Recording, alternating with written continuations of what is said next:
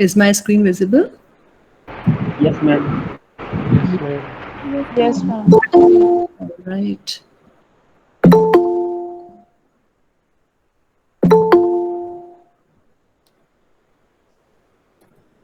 Okay. So I'm not putting it on a slideshow. Otherwise, it will be difficult for me to see who is requesting for the to get admitted in the class. Okay. So now let's see what is organizational change. Any idea? Any of you can comment on this? What is organizational change? You know how companies are changing nowadays, and it is said that change is permanent. The only thing which is permanent is change. And no company today, or even in previous years, but now it is even more um, in an unstable environment, and the companies are not stable. The environment is changing drastically. Even for those organizations, like I've mentioned, who dominate the market share, who are the leaders, who are holding a large market share, even for those, the change is happening and they must change. Now, why is this so? Why do you think organizational change is important? Yeah. Ma'am, because nowadays everyday new technologies are came into existence and we are moving into the future. So the human behavior, cultures, and everything are get changing. So that's why organization change must be important nowadays as compared to the earlier. Only because of this technology? Ma'am, technology, human change, workforce change. I mean, the whole scenario. I mean, if you compare today's world with the 20 years ago world, there is a whole complete drastic change as compared to, and when we compare to the workforce and when we compare to the emotional and psychological factors, I mean, the whole thing is changing drastically. And yes, technology also contribute a major share in this. Technology is one of the major changes, because of which other changes come into play. For example, if there's a technological change, we need to share some, maybe we need to motivate people, we need to encourage people. So all these techniques to carry out business, to run your organization is changing. So it is all which is coming under organizational change. So this is all the change which is happening in organization. So now we can see that what are the different forces for change. Like you just mentioned about one, that is technological. We can also see what other changes, forces for change are there, which are leading to a bigger organizational change. So now our second slide is on this. What are the forces for change?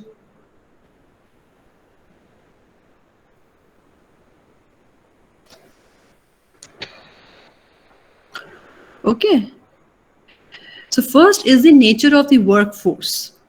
The nature of the workforce plays a very important role, because of which the change is happening.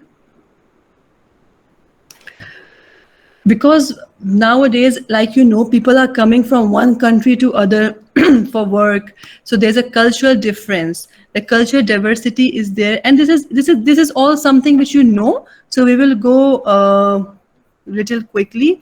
I can zoom the slide, but this is for one purpose, because of which I'm not zooming that. I'll tell you the purpose later. So is it not visible? The slide is not very much visible. Visible, ma'am. And slides are Visible, visible, ma'am. but No, what's no, ma'am. written on that, it's not So visible. ऐसे कर Yes, लेते ma'am. हैं Now ना, it's now fine. it will be more visible. Yes, ma'am. ठीक, thank you.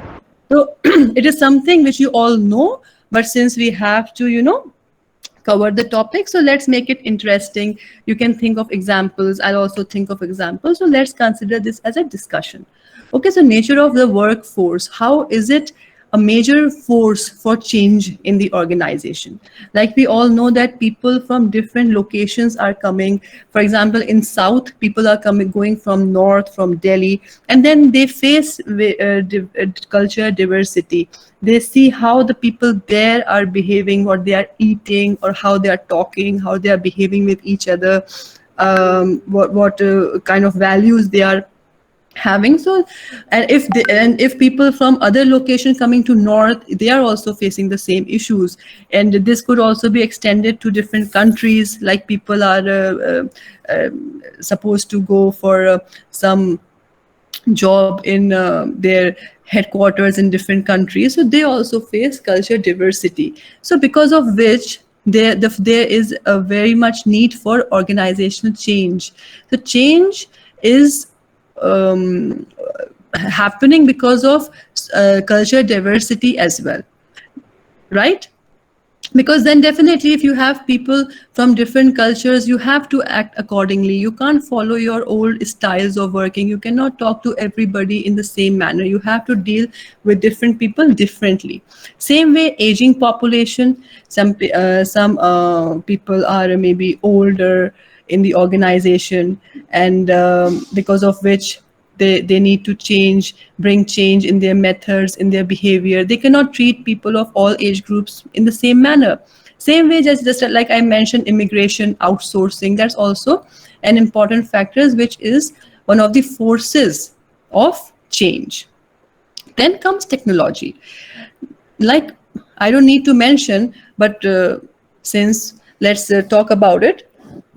Technology has become faster, and you know how cheaper it is now. Even in villages, internet is available. There are like laptops now, mobiles, right?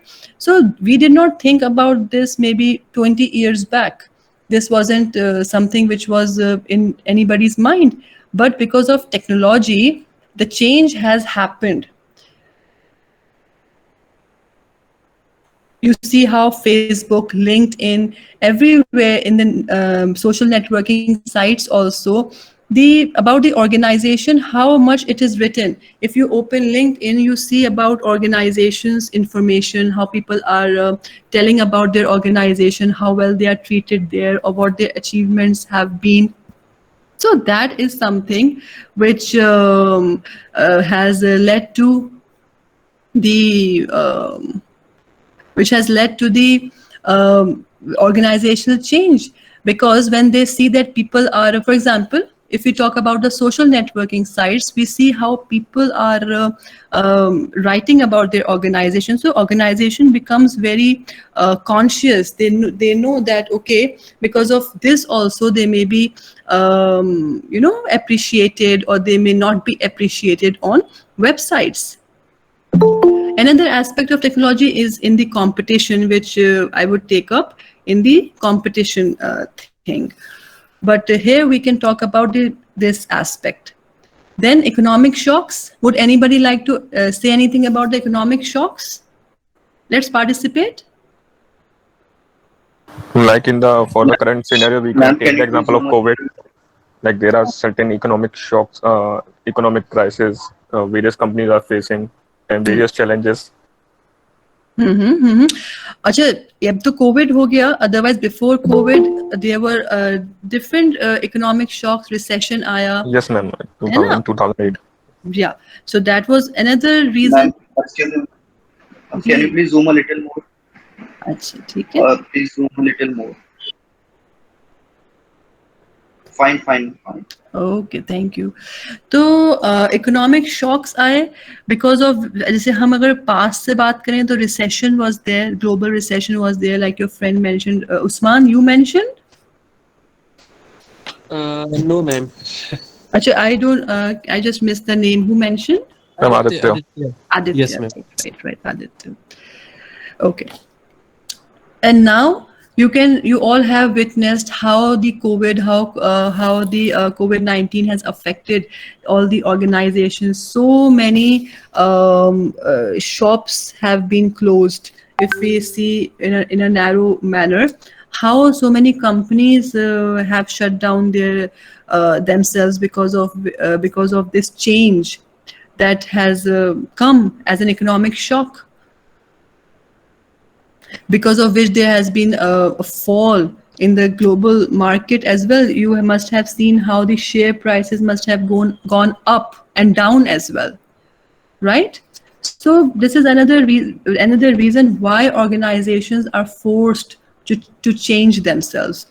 Like we talked that day, that how because of economic shock, companies change their even their their core methods, core objective. Maybe if they were delivering food, now they are delivering grocery because they want to survive, right? So this is another reason because of which organizations are changing themselves rapidly.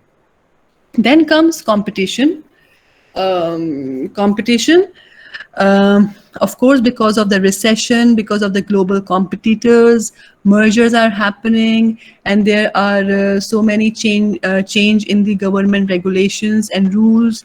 If we take one thing, that is global competitors, how can we talk about global competitors here? Ma'am, like Amazon was for Flipkart. Mm-hmm. Okay. MNC. It was a competitor, global competitor, and it affected Flipkart. Ma'am, Uber and Ola. Mm-hmm. And Uber and like Ola, right? also challenged the acquisition by Reliance in the court. Mm-hmm. Right. That is true, because And now, hmm? Yes, Malik. recently we can take the example of Ford Motors, which Hmm. is going out of the India, as Hmm. the Kia and the MG MG Hmm. have Yeah. covered the market Actually, totally with the right, technology improvement. right, right. That is so correct. Even we saw how Zoom came up, overcoming Skype and all. Hmm. Nobody knows about that one. Hmm. Hmm. Hmm. Correct. We can also take example of Paytm and Google Pay. Paytm was affected by. Correct. Correct. Yes, true. You are right. Also, okay, you can see how, like, Uber wasn't, like one of your friends mentioned Uber. Uber wasn't popular a few years back, but now even if you go to any country, they are there and they are doing so well. And earlier, you know how technology and this competition have also been affected because of this COVID and online shopping. You see, earlier, for example, if there was a store in Bangalore, a local store in Bangalore, if it was there, only it was able to serve the people or in Bangalore, right? But now, even we can order from them, even anybody in India can order from them. And if they are delivering outside India, anybody can order from them. Now, their customers are not limited to that city only. Now, they have a big chunk of their customers, even outside the city, and even if they are small, uh, working on a small scale. It wasn't so earlier, so it has increased the competition, because of which now the competitors have to change themselves, have to change their strategy, have to change maybe their products, update their products, the technology, so that they may also stay in the market, right? So this is also one aspect of competition because of this online shopping. Otherwise, earlier, they had limited customers, but now they have a large number of customers, because of which the competition has increased. Okay. And of course, mergers, consolidations, there have been so many changes in the rules and regulations. You all know how different rules come. For example, you see how, for example, if we see from the financial aspect, you see how GST has been introduced, um, and it has also led to the change in the competition. Now come social trends. How social trends have changed? How social trends have been a force for organizational change? Changing the preference of the people. Changing preferences of the people. Okay. In what aspect, Ma'am, can you Abdul? um ma'am like that Hmm? ma'am with the changing of the time people the living standard of the people get improved so they want more things because of this the lot of amenities and lot of stores are coming into India and all the things. Okay. Okay. Ma'am, Ma'am, earlier, ma'am, earlier it is considered for the girls to work mainly in the education sector and the medical sector, but now more and more girls are indulged in corporate world too, in banking and finance. So there is a complete change in the culture in our society. Culture, attitude has changed. Attitude has changed towards the genders, right? Yes, ma'am. Ma'am, changing social trends can basically, pressure organizations into making some sort of changes. Like, for example, ma'am, consumers are becoming more like conscious today, and even most of the majority of the companies, like tobacco companies, have buckled, and under they have under the changing image. For example, they have changed a lot in terms of the consumer image. The consumers are becoming more conscious as such. So these are the changes that are being seen. So. Right. Consumers are becoming more aware how the product has been manufactured or what are the trends the company is following. For example, I have mentioned the increased environmental awareness there have been among the people. So it's about employees also, organizations also, and customers also. And in the same way, they have proved as a force for change because of its organizations are indulging more in the environment friendly activities and towards they are following more liberalization of attitudes towards their employees so that they may not be seen as an organization which are differentiating or treating employees differently on the basis of maybe gender or maybe their culture or maybe their background, right? Okay. And okay, so now the next is force for change is world politics. How world politics have played a major role for organizational change. We all know how world politics is playing an important role and how organizations are working in the light of that. For example, you know how because of that, if now so many earlier what was happening, markets were getting open in China, and because of the world politics, the globalization have played a very important role, and world politics have changed in the recent years. And there has been a dramatic rise in the power and if we see influence of few countries. For example, earlier it was even now it could be China, and there had been dramatic shakeups in governments of maybe UAE. So throughout this industrialized world, and particularly the business, if we see the banking and the financial sectors have faced the change a lot because of the world politics. Anything you coming to your ma'am, mind? ma'am, somewhere world politics and social trends like environmental awareness is linked. For example, if we see after 1990s, World Climate Summit takes place, and in 2015, Paris Climate Agreement was taken place, and there is a huge impact on the global governments. Like they are changing the engines of the automobile vehicles, like from VS4 directly to the VS6, and there is change in the organization structure also at it.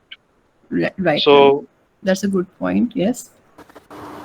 And one more point I And would like to put forward is that there have been various governments which provide rebates and various tax reliefs and industry favorable laws in their country to promote industries. And various international brands have been setting up industries in their countries as well due to the political Due to beliefs in politics. the country. Right. That is true. Ma'am, we can also see that nowadays how the Taliban has attacked over the Afghanistan and how the businesses are retreating from that country. So no one want to settle and invest there. So these are all. Correct. And ma'am, yes. UK's withdrawal from Brexit is also an impact. Right, that's also an aspect. And like you just mentioned about the Afghanistan point, I was avoiding that. But then, of course, there were so many, maybe they were importing so many items from there, and because of these politics, those would be affected. And uh, rising healthcare cost is also one of the aspect, because because of the rising politics, what happens that in some countries the healthcare is very expensive, and in some countries they are comparatively cheaper. So that is also one of the aspects. So anything anybody wants to add here, or we can move to the next slide. So these are basically the forces for change, which make organizations change themselves for good, and keep themselves changing with time and continuously. Ma'am, Yes. ma'am, can you also see about the impact of the surveys that take place, like which is the happiest country according to workforce? So Yes. people try to Yes. make their people change according Yes. to that survey. Definitely, that may come under your social trend, and the that leads to more competition, because it is all what people are thinking, and that affects the organizations and the economy as well, to work in to receive feedback and work accordingly. Of course, that is why I said that on LinkedIn, on social media, the employees write about their organizations positive, or some whatever their experiences are. Usually it's positive, which we come across. So that makes the readers or the general public know more about the organization, that how it is functioning, how the employees are being treated there, or how they are doing. So definitely the feedback, the survey, that definitely helps the organization and kind of forces the organization to improve themselves, because once it is public, then person is more conscious. That's natural, right? Okay, so we can move on to the next slide, which is resistance to change. Now, what do you mean by resistance?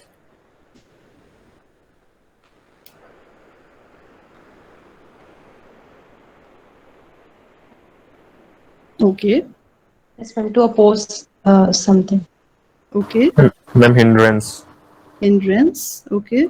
Obstruction. Prevent. Hamper. Mm-hmm. Ma'am, it is an organizational tendency to resist the change actually. We are defining resistance to change. Ma'am, opposition to resist the flow. Okay. Opposition to resist the flow. Okay. Yes, sometimes when we refuse, when we are not ready to accept, when we are refusing something, like you all correctly defined, so that that means that we are showing our resistance. So that is what is there in this slide, that why people sometimes refuse to accept the change, why people resist change, what are the different sources of resistance to change, the factors because of which people refuse to accept change, or they are not very much comfortable with the changes. So it is categorized into two. um, One is individual source and the other is organizational source. Individual source basically which is from within, and organizational sources which is in the organization, which the person is facing in the organization at the workplace. So let's discuss the individual sources first. We see habit. How does habit can be a source for individual source? We know how habitual we are to so many things, like from since childhood we are performing so many tasks in a particular manner. If we are going to the department, then we know that okay, this is something which maybe paperwork we have to do or some activity that we have to do. But now you were always in the habit to attend classes physically, but now suddenly you have been you are attending classes online. You are not habitual of that, but this was a change which you had to face. Similarly, in organizations also, people rely on their habits, and their responses are so programmed, they are so fixed, that this is how they are going to perform a task, and this is how they shall be responding to a particular situation, or to a particular some maybe if there is a new rule coming, they are, maybe they are not habitual of receiving new orders a lot. So this is how habit is formed. So habit, once it is formed, it is difficult to change our habit. I can talk about so many things which we are habitual of, but I'm avoiding that. So habitual, the person who, it is difficult to change our habits. So because of that also, it is very difficult to accept change. Imagine when the technology was introduced and computers were introduced, people who were relying fully on paperwork, on files, how much they were afraid, how they would have got afraid of all systems, computers. We can imagine.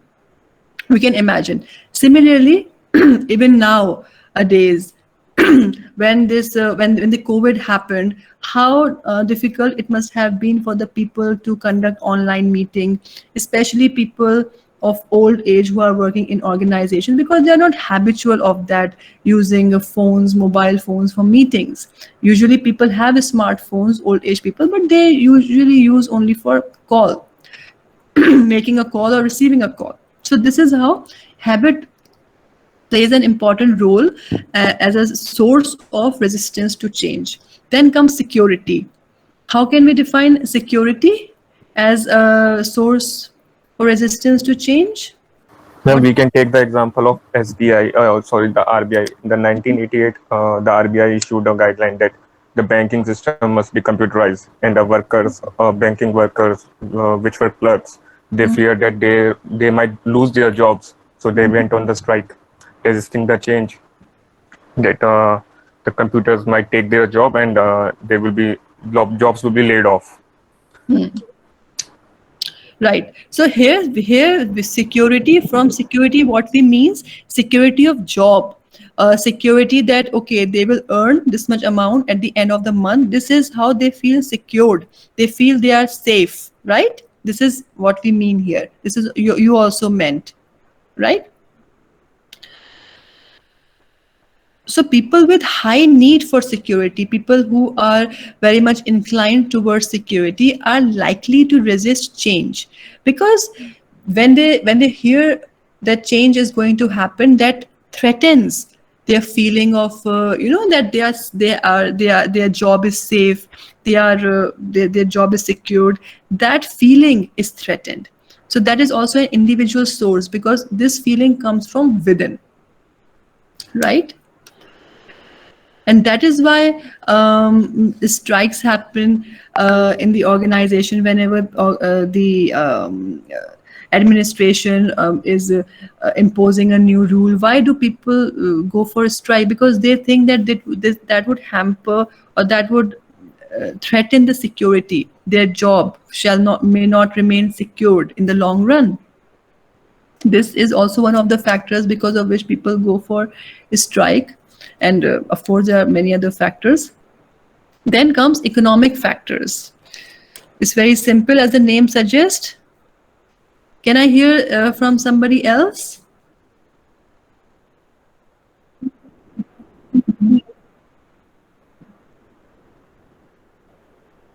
Correct. Yes, true. Yes. Because when new job task, or when there's any change in the job task, or when there's any change in established work routines which are established at the workplace, that gives rise to the economic fears, because people are concerned that they won't be able to perform the new task, or they won't be able to perform maybe up to equivalent to their previous standards. And especially when pay is attached to the productivity, they would think that they would not be able to produce that much in case uh, they are being paid according to the pieces they manufacture. And also, if they in general, if they think that their performance will go down, they will fear, because that gives them the that they would not be able to get the pay. So that's also one of the individual sources for resistance to change, because that is also coming from within. Then comes fear of the unknown. Fear of the unknown, as the name suggests, there is uncertainty. Even if they know, okay, this change is coming, organization is, for example, imposing a change, but still they don't know what will happen next, whether they will be able to perform or they will not be able to perform. Even if they will be able to perform, will organization retain them, or will organization not like their performance? So there's always a fear of uncertainty, fear of the unknown, because of which people are not ready to accept changes. And then comes selective information processing. Does anybody can guess what selective information processing is? We tend to believe like we tend to hear or pay more focus to whatever we already believe in. It's like part of a confirmation bias. Exactly, Vakas. Exactly. Okay, Vakas. Yes, because individual hear what they want to hear, right? And they ignore the information that challenges um, their thinking, or maybe their world that they have created around them. So selective information processing is, for example, when they have been informed about the change, when they are told about the change, they are only picking the points which they are willing to understand, accept, but maybe they are ignoring the points which may be useful to them. And because it is not getting fit in their ideas, they are more focused on the information which is making them feeling challenged. So this is what selective information processing is. Because these sources are coming from within, so we call it individual sources. Now we come to the organizational sources, which they face in the organization at their workplace. The first is structural inertia. Any idea about the structural inertia, what it could be? Yes, ma'am. Yeah, Yes, ma'am. Kamran? It is hard for the big companies to approve changes because they have to invest a lot, So and what? leaner and meaner companies are more successful in changing. Yes, ma'am. See, You see have from something? structure. Okay, structure, from structure we means that organizations have built-in mechanisms. They have their mechanisms to selection, for their selection processes, for example, for employees, or maybe for formalizing some rules and regulations. They have certain built-in mechanism which they carry out, and that brings stability. But when an organization is confronted with change, when any organization is facing change, this structural inertia, acts as a counterbalance to sustain stability, because they need to maintain their balance in structure as well. And they need to maybe sometimes change their selection processes, they maybe sometimes need to change their rules and regulations, but that cannot be done very easily. So employees, they are not very comfortable if such changes are happening. Okay, then comes limited focus of change. Limited focus of change. Okay. And that You only know one area there. Sorry, Kanishka, can you please repeat it? And that they are only changing in one area and not Exactly. focusing on others, which Exactly. will affect it. Exactly. That is see, they have number of departments, they have number of subsystems, and all are interdependent upon each other. It is not that like we discussed previously also, they all are interdependent on each other, they are linked to each other, they all work together. So one can't be changed without affecting the other. And if they think that they can only bring change in one subsystem or one department and will be enough, so that cannot be the case. So limited changes, for example, limited changes or small changes in one subsystem, that is equivalent to almost no change unless it is implemented by the larger system, by the larger subsystem, by the larger organization. It will not be effective. Okay. All right. Then comes group inertia. This is something which we also discussed, which ma'am discussed in group also. What happens that even if, for example, we are a group of 5 people, and even if I want to change my behavior, if I am willing to change my behavior, the group norms may act as a constraint. Others are not willing to accept the change. So if I am willing to accept the change, then I may also lose my confidence, or I may also just go with them. So this is simply means that the if one person wants to change their behavior, the group norms may not allow the person. Okay, does that make sense to you? Yes, ma'am. So, All right. Yes, ma'am. All right. so can it हाँ, does करें. it not count like change in whole group? वही तो मैं कह रही हूँ, because जब when there is a one person in the group, or a low number of people in the group who are willing to change their behavior, but the group norms which they have set in such a way, and that those norms are not letting the person change himself, क्योंकि majority जो है वो एक तरह सोच रही है. तो अगर एक दो के सोचने से अगर एक दो एक्सेप्ट कर रहे हैं, तो ultimately when more are thinking on the other line, they also you know tend to think that way, they also tend to get inclined in towards them. Okay. Okay, ma'am. Yes. This is what we discussed so, है ना. अच्छा. Then comes threat to establish power relationships.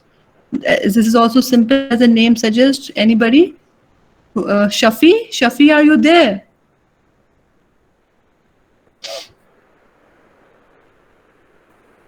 Shafi.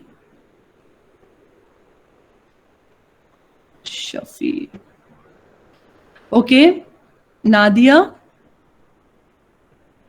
Yes, Shafi ma'am. is there. Okay. Nadia, do you have any idea what we mean by this threat to established power relationships? Ma'am, any kind of transfer of power to some other group or any other will lead to feeling of fear or inertia towards a change initiative. Okay, okay. Yes, you are right. Okay, Shafi, that's fine, no problem. It means that when decision making is done, when there's any decision regarding change in decision making authority, when authority is being redistributed among the people, then maybe the person who is enjoying power from a long time, or people who are used to exercise their power on others, so that may be affected. So any redistribution of decision making authority, it can threaten long established power relationships within the organization. So people may also feel that our power will go. We will not be able to exercise as much power as we were able to exercise earlier. So this is also a factor which they exercise in organization. They exercise power on others, and it is a very important factor. actually, because people who are used to exercise power, they feel they resist change a lot. So these are the individual sources and the organizational sources to resist change. We have how to overcome resistance to change. Ma'am. One is left. Threat to expertise. Okay, threat to expertise. Okay, thank you. हाँ, Ma'am. अभी कुछ कह रहे थे, हाँ वारिस बताइए. Yes, ma'am. I wanted to ask that sometimes it happens that people, individuals resist to change because of their personal reasons, like they are not willing to relocate, Right. or they try to find the work-life balance. So can it be the reason also of? हाँ, definitely. ये आपका है, देखिए इसमें आ सकता है, purity में आता है आपका, और समटाइम्स हैबिट है, और definitely it is an individual source to change, because some people, okay, for example, if somebody is located in Delhi, now he is being asked to go to Bombay. Now his children are studying there. He's habitual of that city. He has friends there. He has the all maybe his relatives. All he knows that city, so he would not be very comfortable in going to a different location. Definitely. And he would also have the fear of the unknown, that how my children will be studying there. Will they be able to cope up? Will they be able to make friends there? And for example, if wife is also working, that will she also get job there? So economic factor is there also, because he would think that, okay, if wife would not get job there, his economic situation would affect. So habit also, this is very good point you have come up with. It is also a personal factor. It comes under the individual sources. Okay. Okay. Yes, Varis, good point. Yes. Yes, who is this? Afzal, बताओ. Ma'am, I was saying that if from the group inertia point, if some people of a group with same skill put in a group, and then they assigned to they assigned to do some task other than their skill, what kind of change it will be called? What kind of, or they are resisting to do the job beyond their skill? Okay. So you mean to say, if one group has people of a similar skill, but they are not happy with their task, and they want to perform some other thing which they are also good at? This is what your question is. See, no, my question is people have a skill in a group, and they are doing a task with their skill, and some their organization assign them a new kind of task which is not matched to their skill. They will यही तो होता है. That is why they resist change. That is what I am talking about. When people were using paper and they were introduced to laptops, do you think that they were comfortable? They did not. Many people of middle age, they did not even know how to operate it, but they had to. So in organization, when they assign a different task to a group or to an individual who is not very familiar with that task, see, usually if somebody is in the production department and somebody is working on machines, he may be upgraded to an upgraded machine. That is okay. He should learn it, and organization should also be helping him. He should he should receive trainings. He should be motivated. Communication is very important, and that is what we will discuss in the overcoming resistance to change, how people can overcome the resistance to change. And what you are talking about, see, if it is not happening that people who do not know how to operate machines, they are sent there. This is usually not happening because it would affect organization as well. They would not be able to do a good job there, so that would definitely affect the productivity. So they won't. I don't think organizations assign such a task which they don't know at all. But they would definitely be assigning them tasks which they can learn, which is under their to which they can upgrade to. And this is what change actually is. And for this, they need to help them overcome resistance to change, which comes under the in the next slide. So, but because of paucity of time, we need to skip this slide. But I don't think that they would be assigned a different task, or an HR person would be assigned a finance task. I don't think that would be happening, because in that way, that would be a complete mismatch. But yes, they upgrade their technology, they help people, then how to overcome that resistance to change. Okay, so I hope I was able to answer you, Afzal. And in the next class, when we will discuss the overcome resistance to change, then you let me know if you think they would be comfortable or not. Okay. Yes, one of your friends have mentioned. Yes. Yes, employee resistant because they have to learn. Yes, but if somebody belongs to IT, or if somebody is, for example, if you are already working on a system, you all are so well versed with laptop. तो आज जैसे हम Google Meet पे कर रहे हैं, but अगर कल कोई और platform निकल आए, तो I don't think you all would be apprehensive for 1 or 2 days, but when we will be guiding you, if you let us know that you were not able to get connected, Sharib, then I can guide you that, okay, Sharib, do this next time, you will be connected. So that is important. I need to guide you if you are not comfortable. But since you are already using this platform, it should not be a difficulty. Okay, let me take the attendance. And I have noted the names of all the students who have answered today, or who have taken part in the discussion. And you all did great. And it is important to discuss, because we all have wonderful ideas. We all have, so much. You all read, you all go through so much news. So it is always learn from you all as well. It is always a two-way process. So let me just finish with the attendance. And I have also written the names of the students who have left the class today. I don't know why they left, but they were not supposed to left. Okay? So you can inform your friends that the names of those have also been written who have left the class today.